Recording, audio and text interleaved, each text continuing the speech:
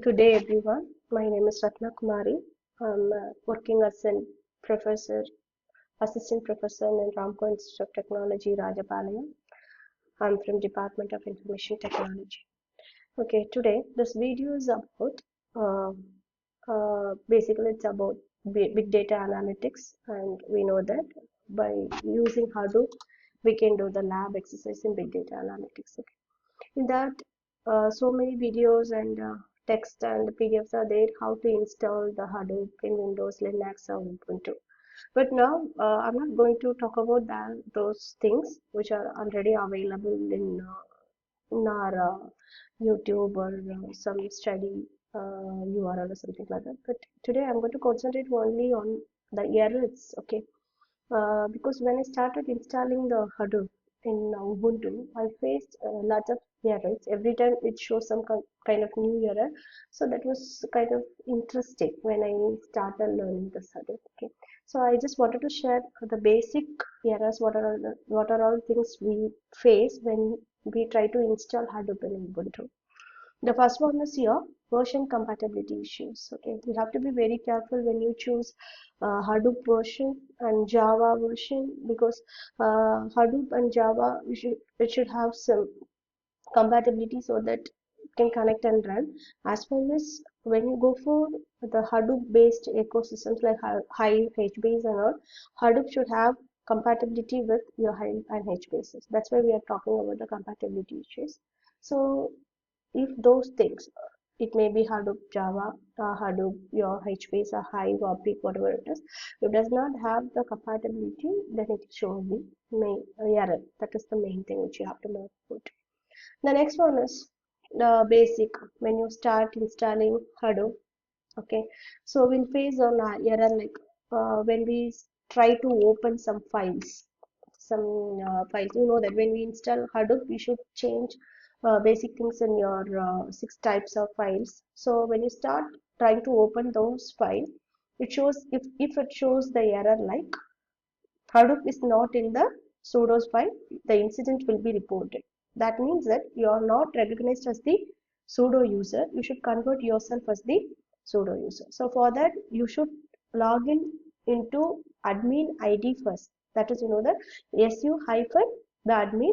After that, you have to convert yourself as the sudo user. So to convert your login as your user as the sudo, this is the command sudo add user your username. The HTOOP is my username. You have to use your username and then so if you give this command, you will be recognized as the super user. Okay.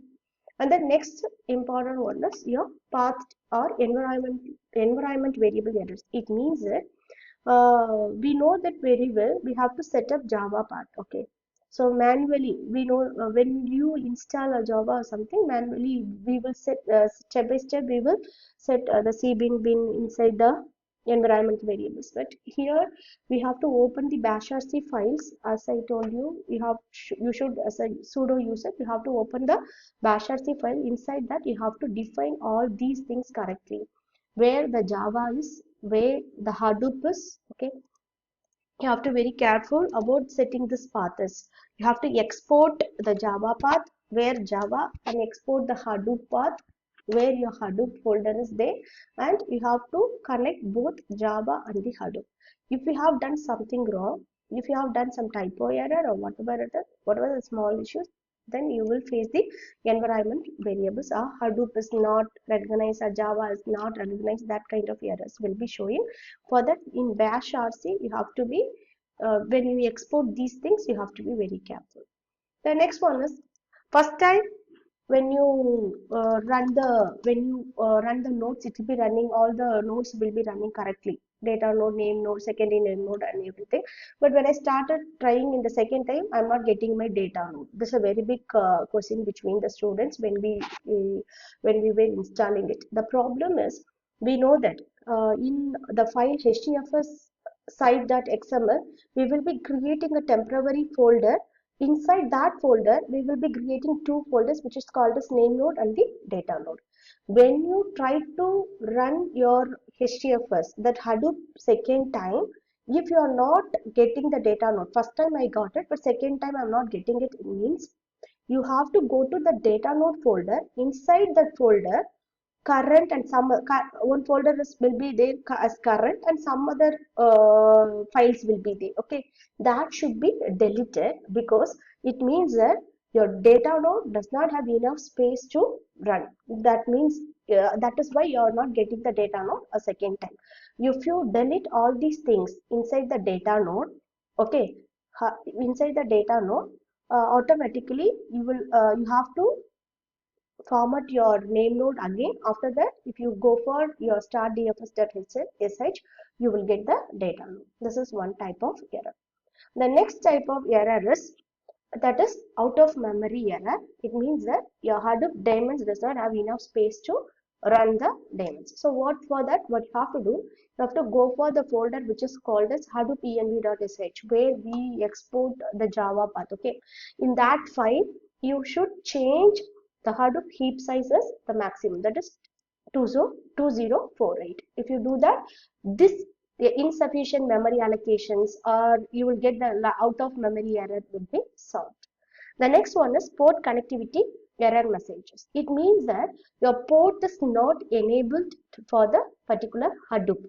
So for that, what you have to do, these are all the error messages why when you run Hadoop, and if you get these kind of messages, it may be like a particular, in that particular line port already defined, or configuration error at the particular line, or conflicting options, and in this particular parameter is missing. These means that some way the SSH configuration is not completed. Okay, so for that, what we have to do, in these informations will be available in the file which is called as sshd_config, which will be present in SSH. Okay, so you have to open this file. Inside the file, you have to enable these things. Port 22 should be enabled, and your root login should have yes option, and password authentication should have yes. Sometimes it will be like no, it is not authenticated. Some kind of messages will be there. You have to set all these things correctly so that your port will be enabled for your local host, creation for your local host. And after completing all these things, we have to save the file and run this command, which restarts your SSH. Okay, sudo system control restart SSH. And the next type of error is SSH configuration errors. So we know that we have to create, for localhost configuration, we have to create the public key by using the SSH command. But what happens here, the public key will not be created, or sometimes it will be corrupted. Okay, at that time you will get an error message, the public key is not created, or verification failed, or permission denied. That kind of errors will be there. At that time, you have to recreate your public key, and you have to run you have to format the name node again. The next one is your file permission issues. Okay, so it's a very big thing. Whenever you run Hadoop, okay, after name node will be formatted correctly, and start dfs.sh will be given. Your name node will be shown, your data node will be shown, everything will be run, but everything will be running. But when you go for JPS, it shows the error, data node will not be running, other nodes will be running. Okay, first time itself. For second time, I told you the another one, the second one. This is like the data node will not be recognized. So for that, sometimes what happens, your data node, it is not only for data node, this can be your name node or log files or whatever it is, that sometimes it will not be created properly. Sometimes it will be created, but the permissions will not be given properly. So for that only, we will be getting error messages. For example, I'm giving you the error messages like you don't have permission to access the particular node. Like that, you will get the message. So for that, what you have to do, you have to give the ownership, and you have to change the mode of the particular node, particular folder. It is not node, particular folder. So for that only we are using this command. See, sudo, you are giving the ownership for the particular folder. This is a group and this is individual. That was it means. But we are using for standalone system, so group user or single, both are same. So that I'm using the same username, Hadoop. And if you give this, the ownership will be created, and then you have to change the mode of the particular node. Okay, what is the mode?